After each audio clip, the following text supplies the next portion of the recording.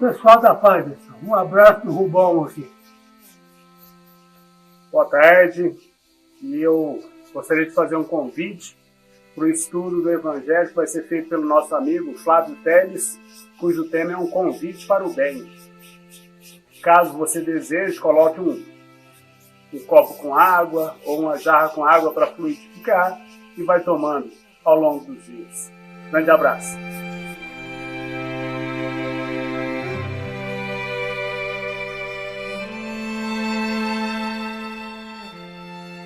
Olá, meus irmãos, estamos mais uma vez aqui neste podcast, trazendo mais um texto de Emmanuel, psicografado por Chico Xavier, do livro Pão Nosso, no seu capítulo 39, intitulado Convite ao Bem, que diz o seguinte: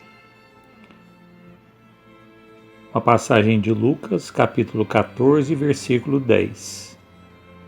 Mas, quando fores convidado, vai. E Emmanuel diz: em todas as épocas, o bem constitui a fonte divina suscetível de fornecer-nos valores imortais. O homem de reflexão terá observado que todo período infantil é conjunto de apelos ao sublime manancial. O convite sagrado é repetido anos a fio. Vem através dos amorosos pais humanos, dos mentores escolares, da leitura salutar, do sentimento religioso, dos amigos comuns. Entretanto, raras inteligências atingem a juventude de atenção fixa no chamamento elevado. Quase toda a gente ouve as requisições da natureza inferior, olvidando deveres preciosos. Os apelos, todavia, continuam. Aqui é um livro amigo, revelando a verdade em silêncio. Ali é um companheiro generoso, que insiste em favor das realidades luminosas da vida. A rebeldia, porém, ainda mesmo em plena madureza do homem, costuma rir inconscientemente, passando, todavia, em marcha compulsória na direção dos desencantos naturais que lhe impõem mais equilibrados pensamentos. No Evangelho de Jesus, o convite ao bem reveste-se de claridades eternas. Atendendo-o, poderemos seguir ao encontro de nosso Pai sem hesitações. Se o clarim cristão já te alcançou os ouvidos, aceita-lhe as clarinadas sem vacilar. Não esperes pelo aguilhão da necessidade. Sob a tormenta, é cada vez mais difícil a visão do porto. A maioria dos nossos irmãos na terra caminha para Deus, sob o ultimato das dores, mas não aguardes pelo açoite de sombras, quando podes seguir calmamente pelas estradas claras do amor. Muito bem, vamos analisar primeiro a frase de Lucas, o versículo de Lucas do capítulo 14, versículo 10. Mas quando fores convidado, vai. O advérbio quando, presente no versículo, trazido por Emmanuel, do Evangelho de Lucas, nos remete ao tempo ou ocasião em que devemos nos posicionar frente ao convite divino para o seguimento no caminho do bem. Mas quando seria esse tempo? Primeiramente, devemos fazer uma diferenciação entre tempo cronológico e tempo oportuno. No tempo cronológico, temos 24 horas do dia, que nos dedicamos às várias tarefas que o cotidiano nos exige, desde o acordar até o adormecer. Cuidamos das tarefas mais triviais, como levantar, escovar os dentes, tomar banho, se aprontar, ir trabalhar, resolver os problemas do trabalho, da escola, os problemas financeiros, pessoais, cuidar da vida familiar, comer, divertir, entre outras atividades que dispomos o nosso tempo para resolver aquilo que é transitório. Porém, dentro deste tempo que é transitório, existe o tempo oportuno, ou seja, em que a vida nos dá um ensejo de conhecer mais profundamente quem nós verdadeiramente somos, no diferenciar a execução de cada tarefa entre o bem proceder e o mal proceder. Aqui é que reside a verdadeira aquisição de valores. Valores que não são perecíveis, não são transitórios, valores para o espírito imortal.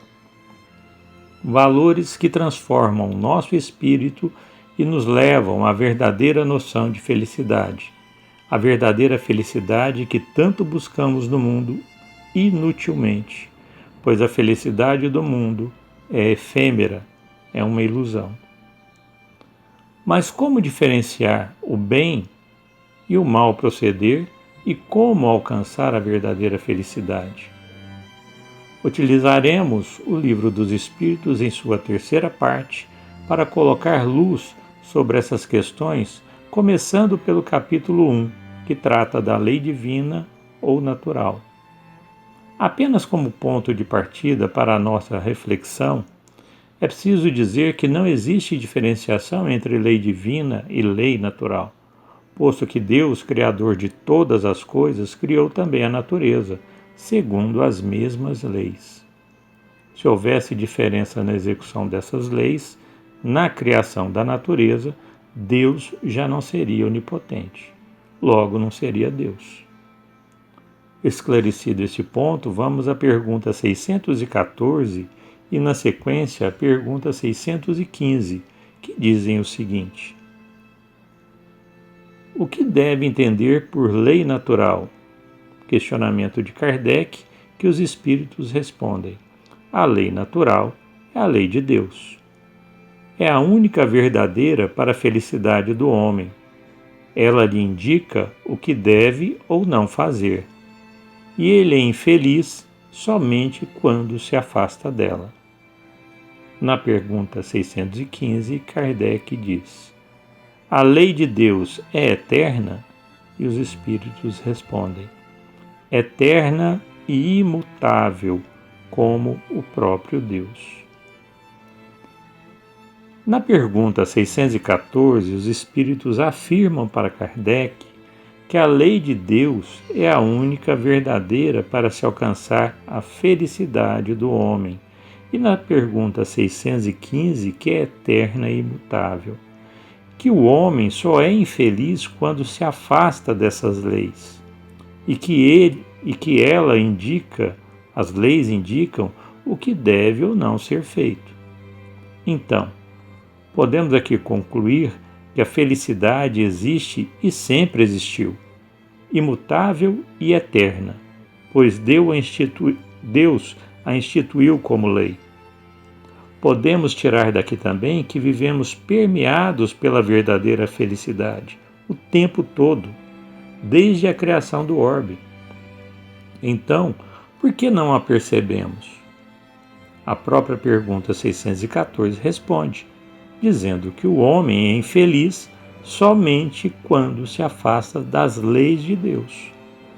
Sabemos que a lei de Deus expressa a sua vontade, logo, quando não a executamos, somos infelizes.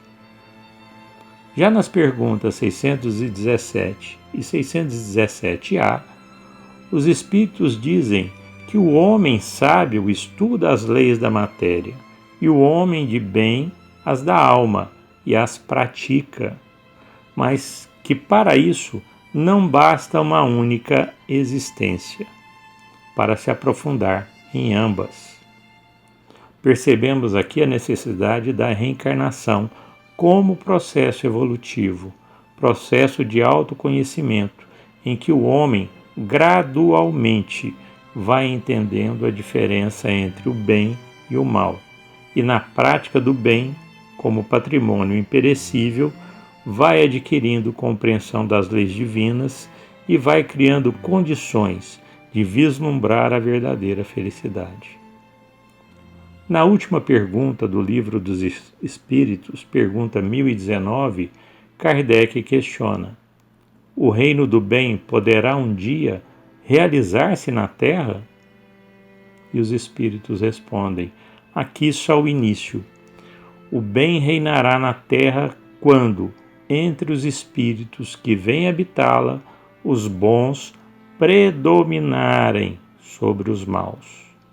Então eles farão reinar na terra o amor e a justiça, que são a fonte do bem e da felicidade. A pergunta 1019 tem uma resposta de Santo Agostinho bastante extensa, mas vamos nos dedicar ao entendimento do que foi falado apenas no início da resposta, que já direciona ao que desejamos expor. Será necessário a predominância dos espíritos bons sobre os maus, para que o reino de amor e justiça prevaleça sobre a terra, para que a felicidade realmente se exteriorize e o bem seja espargido em todo o orbe. Mas por que o bem não predomina ainda?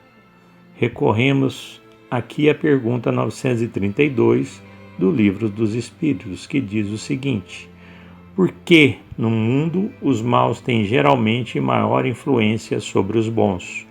E os Espíritos respondem: é pela fraqueza dos bons. Os maus são intrigantes e audaciosos, os bons são tímidos. Quando estes últimos quiserem, dominarão. Para que o bem se estabeleça como atitude dominante sobre a terra, deverá acontecer a reação dos homens de bem. Eles deverão se tornar mais fortes, suas atitudes estarem mais evidentes, ou seja, o bem que habita em cada um de nós deverá tomar espaço frente às nossas más inclinações. Para isso, todos os homens, ou a sua maioria, deverão trazer nos seus sentimentos o Evangelho do Cristo, trazer os seus exemplos, praticá-los em todas as instâncias, todo o tempo, e todo o tempo cronológico se transformará em tempo oportuno. O convite é feito a cada instante para que ativemos a nossa vontade no exercício constante do bem. Não existe exercício sem prática e não existe constância sem esforço e perseverança. Depende somente de nós mudar as cores e impressões do mundo como vemos. Depende do mais um, para que formemos milhões. Depende da vontade e a obediência às leis de Deus, que reconhecemos ser justo e bom, mas que devemos realmente ter fé nele. Fiquem então todos com Deus e que venhamos a refletir com um pouco mais de seriedade sobre esse convite. Que assim seja.